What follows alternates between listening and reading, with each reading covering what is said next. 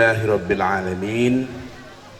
Nahmaduhu wa nasta'inuhu wa nastaghfiruh wa natubu ilaih. Wa na'udzu billahi min syururi anfusina wa sayyiati a'malina. May yahdihillahu fala mudhillalah wa may yudlil fala hadiyalah. Asyhadu an la ilaha illallah wahdahu la syarikalah wa asyhadu anna Muhammadan abduhu wa rasuluh la nabiyya wa la rasula ba'dah. Allahumma salli wa sallim ala sayyidina Muhammad wa ala alihi wa ashabihi wa man tabi'ahum bi ihsanin ila yaumil qiyamah. Amma ba'd. Pertama-tama lihat panggung jadi membuat angan saya melayang ke masa-masa ketika SMA, ketika sering bermain di atas panggung. Tapi alhamdulillah saya duduknya di sini, sehingga kalau di sini nanti jadi teringat panggung lagi itu ya, ketika dulu saya masih aktif di teater. Alhamdulillah sekarang sudah meninggalkan penuh. Baik Bapak Ibu sekalian, saya tadi sekedar intermezzo saja.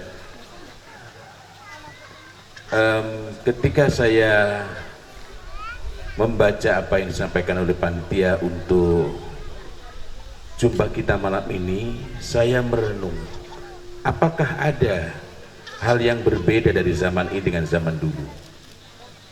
Tidak. Bentuknya mungkin berbeda, tapi prinsipnya tetap sama. Masalah yang kita hadapi dari masa ke masa tidak pernah berubah. Yang berubah itu cuma bentuknya saja.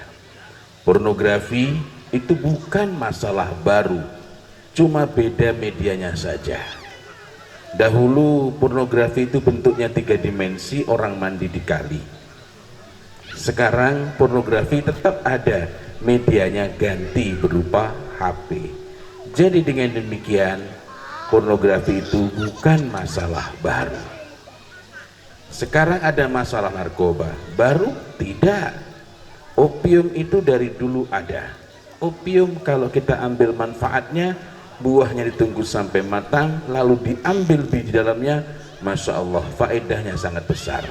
Menjadi merusak, dan karena itu haram ketika buahnya masih mentah diambil getahnya, dan getahnya itu yang dikonsumsi, itulah yang memabukkan. Tapi poinnya apa? Masalahnya ternyata tidak pernah berubah. Yang berubah hanya bentuk-bentuknya saja. Sebagian orang mengeluhkan, sekarang gak sama lagi Ustaz. Merawat rumah tangga, menjaga rumah tangga agar kokoh tidak semudah dulu. Bukan. Tidak ada masa yang lebih buruk, tidak ada masa yang lebih rusak, tidak ada masa, tidak ada zaman yang lebih bejat masyarakatnya melebihi masa ketika Nabiullah Muhammad sallallahu alaihi wa ala alihi wasallam diutus. Maka masa itu walaupun orangnya dari segi ilmu pengetahuan sudah sangat berkembang, setiap tahun ada festival sastra yang puncaknya ditempatkan di Ka'bah, maka masa itu disebut sebagai zaman jahiliyah. Tidak akan pernah ada masa seburuk itu kecuali nanti di hari kiamat. Artinya selama masih ada orang-orang beriman, kita tidak pernah lagi menjumpai keadaan yang lebih buruk dibanding keadaan masa itu.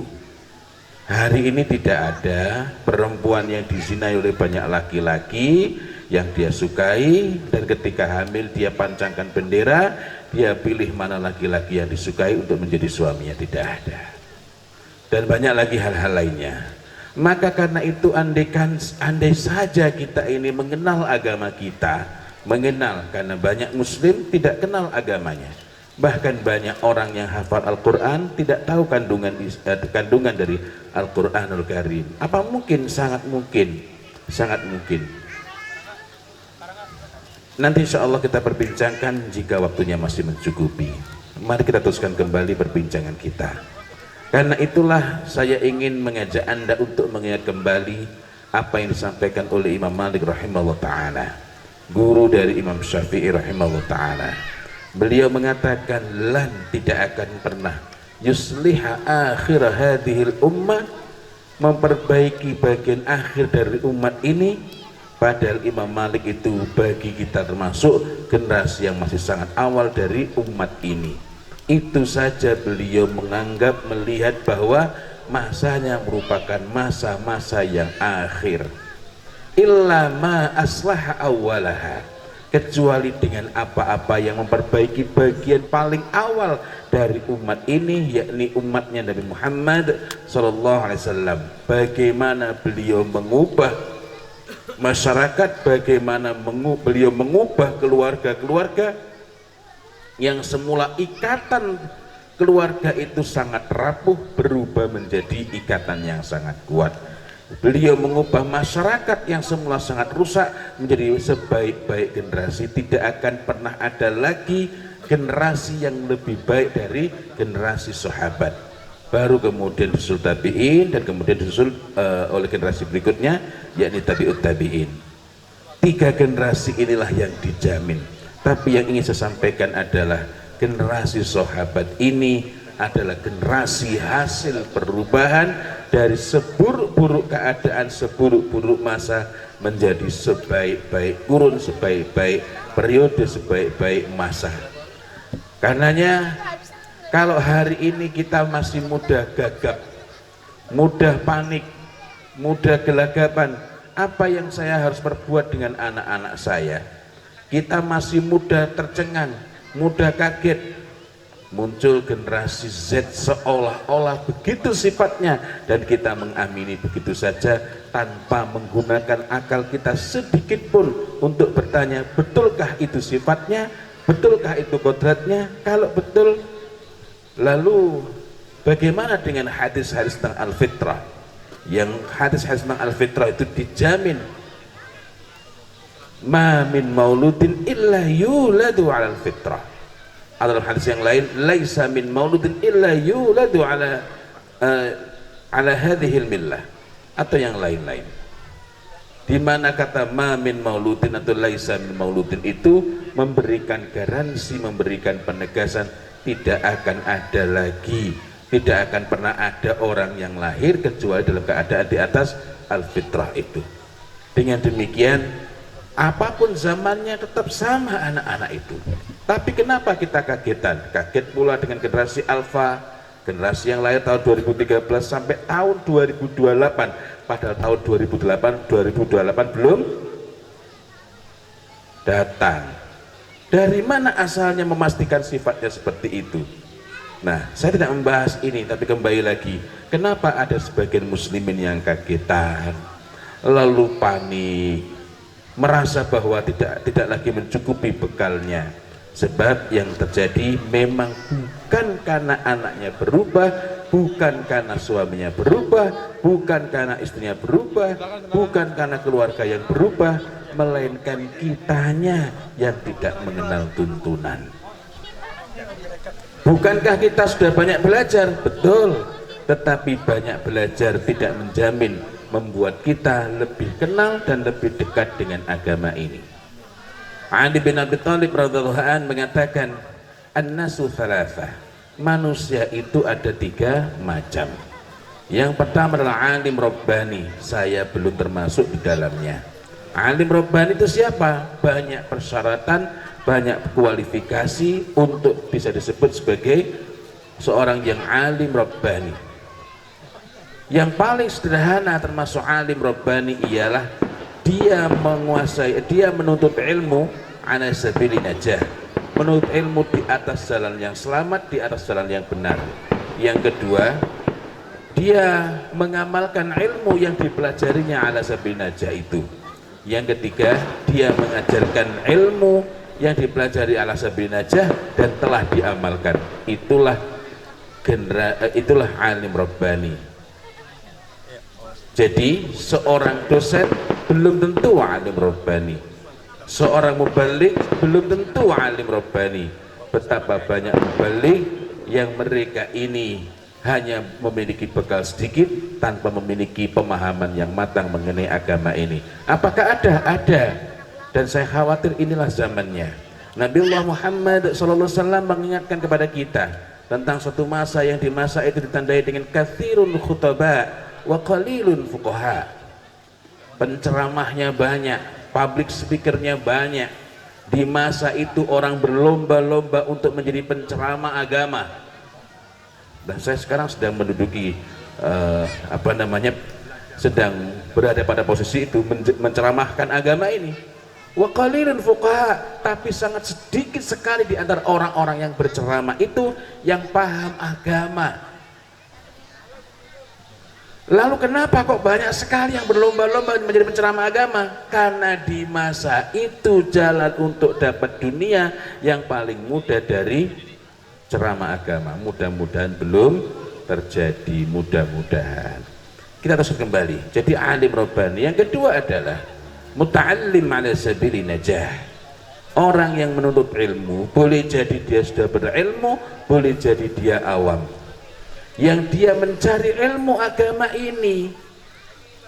Tadi pagi saya sempat singgung bahwa konsekuensi dari tawakal, dan tawakal itu kapan? Tawakal itu kapan? Setelah usaha. Kalau kita ngurusi rumah tangga, setelah ngurusi itu kapan selesainya? Saat mati. Bukankah ketika kita keluar rumah doanya doa tawakal? Bismillahi tawakkaltu ala Allah. Kenapa kok banyak sekali yang salah sangka seolah-olah tawakal itu adanya sudah usaha? Gara-gara ungkapan wa dan diterjemahkan sebagai kemudian.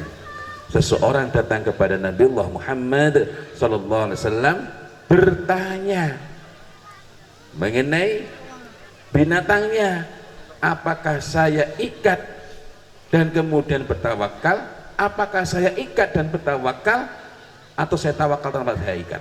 Gitu kan? Kalau diceritakan bebas kira-kira demikianlah. Maka beliau mengatakan ikatlah dan tawakallah, dan wah bukan thumma, bukan kemudian. Tawakallah. Tawakal itu dari awal, dan konsekuensi tawakal adalah kita berbekal. Tetapi berbekal kita menyiapkan ilmunya. Jika kita cari ilmunya bukan ala sabilin najah, bukan di atas jalan yang selamat, bukan di atas prosedur yang benar, bukan di atas proses yang tepat, maka lamanya kita belajar, banyaknya waktu yang kita habiskan tidak menjadikan kita paham agama ini. Hari ini berapa banyak orang yang melihat Quran itu seolah-olah menu prasmanan yang kita bisa pilih mana yang kita suka, mana yang tidak. Dia liberal tanpa terasa. Ya kan tergantung Ustaz, kita melihatnya dari ayat yang mana. Kalau tergantung dari ayat yang mana, ya kalau kita lihat dari ayat ini begini, kalau dari ayat ini begini. Seolah-olah saling bertentangan. Begitu dia berpikir demikian, artinya dia sedang menjauhi Al-Qur'anul Karim. Seolah-olah ada kontradiksi di dalamnya. Tetapi kenapa itu terjadi? Karena belajarnya bukan ala sabili najah. Karena itu kita perlu berusaha untuk belajar mengenai agama ini, menghimpun bekal yang kita perlukan dengan jalan yang benar, dengan proses yang benar, dengan runtut acara-acara semacam ini diperlukan. Tapi seperti sholat id itu setahun 2 kali. Apakah cukup dikatakan sebagai orang yang bertakwa kalau dia rajin sholat id tetapi tidak pernah menjalankan sholat 5 waktu? Mungkin enggak? Tidak mungkin. Begitu pula dengan ilmu yang harusnya menjadi bekal dalam mengurusi keluarga kita. Betapa sering saya mendengarkan orang mengatakan satu-satunya tugas besar yang tidak ada ilmunya, yang tidak ada bekalnya, yang tidak ada panduannya adalah mendidik anak. Itu tidak mungkin. Tapi ucapan itu keluar, kenapa? Karena dia tidak mengenali agamanya sendiri. Bagaimana mungkin Allah Subhanahu wa ta'ala sampai-sampai mengingatkan bahwa innama amwalukum wa auladukum fitnah wallahu indahu ajrun azim. Sesungguhnya harta-harta kalian dan anak-anak kalian adalah ujian, dan di sisi Allah pahala yang besar. Bagaimana mungkin Allah Ta'ala katakan sebagai ujian yang besar, lalu Allah kasih pahala bagi yang menjalankannya dengan benar, jika tidak ada ukuran benar dan salahnya, jika tidak ada panduannya. Kita menjadi gagap bukan karena kurang belajar psikologi, tapi karena kurang belajar mengenai agama kita sendiri. Kalau kita dimintai pertanggungjawaban, ya apabila benar maka Allah berikan pahala. Pertanyaannya, dengan apa kita mempertanggungjawabkan? Apa ukurannya kita melaksanakan dengan benar? Sementara Allah Ta'ala perintahkan kita, wal yakhshal ladzina law taraku min khalfihim dzurriyyatan dhi'afan khafu 'alaihim falyattaqullah, maka bertakwalah kepada Allah, wal yaqulu qawlan sadida, dan berbicaralah dengan perkataan yang benar. Dari mana kita dapat dikatakan bertakwa? Yakni bersungguh-sungguh menjalankan perintah dalam urusan istri kita maupun dalam urusan anak-anak kita, jika tidak ada perintahnya dan tidak ada larangan-larangannya, jika tidak ada tuntunan maupun hal-hal yang diperingatkan kepada kita. Kalau kita merasa tidak ada tuntunan, itu karena kita asing dengan agama ini. Kemudian orang yang ketiga, kata Ali bin Abi Thalib radhiyallahu anhu, adalah wahmaj ra'a'u adba'u kulli na'iq. Orang awam yang mengikuti setiap yang sedang viral, setiap yang sedang teriak. Ini diucapkan oleh Ali bin Abi Thalib radhiyallahu anhu jauh berabad-abad yang lalu. Dan hari ini yang kita lihat terjadi, orang mempelajari bukan apa yang penting, tetapi apa yang sedang viral, apa yang sedang trending topik, itulah yang dibahas, dan itu pun tidak matang. Apa jaminannya? Khusus yang ketiga ini ada jaminannya. Apa jaminannya bagi orang yang ketiga ini? Pertama, dia akan mengikuti kemana angin bertiup, tidak punya arah yang jelas. Hari ini kita mengatakan anak itu harus diperlakukan seperti ini, seperti ini, seperti ini, seperti ini. Pekan depan ikut seminar yang berbeda, berubah lagi kita. Nah, dan masih banyak lagi, Dalam hal ini kita tidak memiliki pegangan, kita mudah terombang-ambing, mudah berubah arah, mengikuti kemana angin bertiup, karena kita tidak memiliki ilmu yang matang dan kokoh. Jaminan kedua bagi yang menuntut ilmu dengan cara ini, walaupun waktu yang kita habiskan, tenaga yang kita gunakan jauh lebih banyak dan lebih sibuk dibanding teman kita, saudara kita yang belajarnya ala sabil najah, tapi kalau kita belajarnya atba'u kulli na'iq, mengikuti setiap yang sedang berteriak, setiap yang sedang viral, lalu sibuk mempelajari itu, maka kita akan berada pada jaminan berikutnya, yakni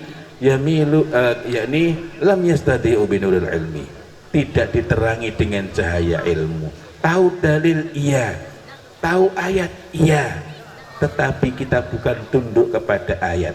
Ayat dibaca bukan sebagai panglima, tetapi menjadi penumpang dari pemikiran kita, dari angan-angan kita, dari prasangka kita, bahkan dari kepentingan kita.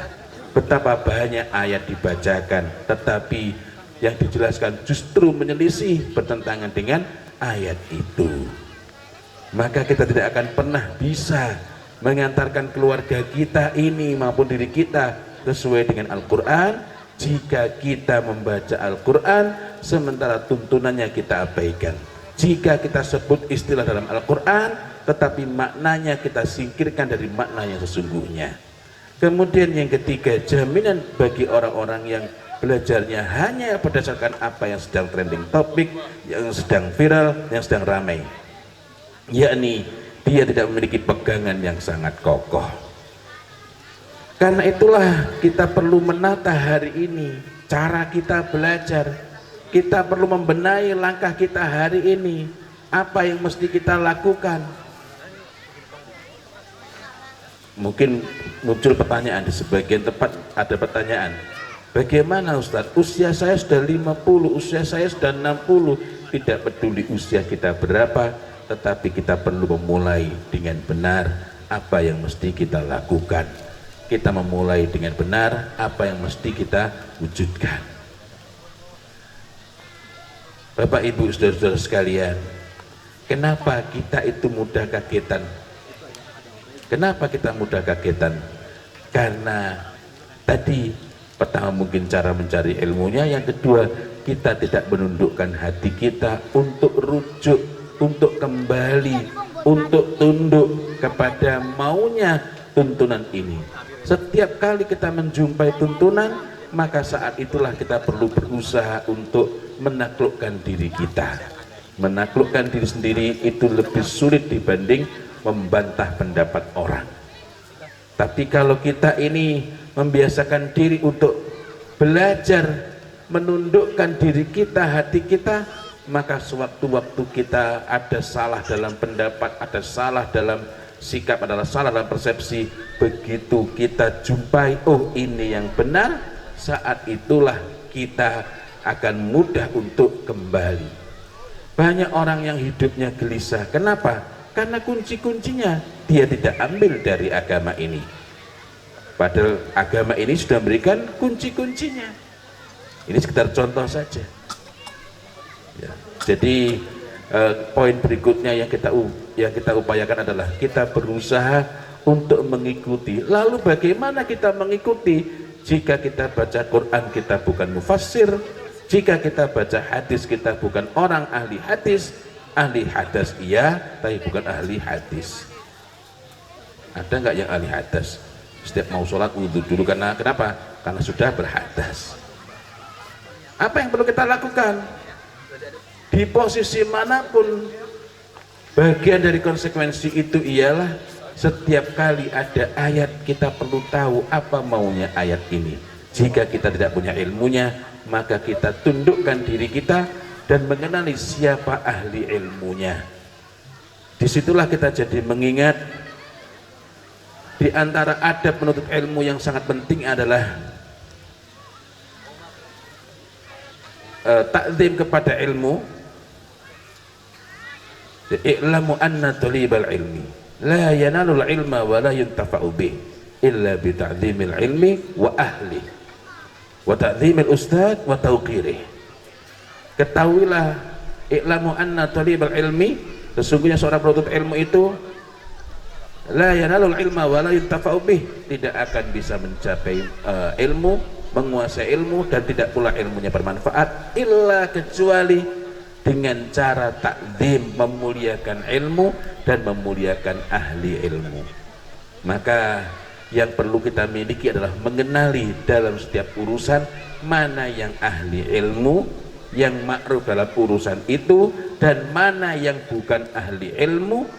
Dia ini majhul, tidak dikenal, tidak memiliki otoritas, tidak memiliki kredibilitas meskipun dia masyhur. Kita perlu takzim kepada ilmu dan kepada ahli ilmu, walaupun ahli ilmu itu bukan guru kita, kita tidak pernah ketemu dia, tidak pernah belajar dari dia, tapi kita tahu mana yang ahli, mana yang tidak. Tidak setiap orang yang berbicara itu ahli. Wa ta'zimil ustad, dan memuliakan guru, wa tauqirih. Tauqir itu adalah mengambil sikap fisik untuk memuliakan.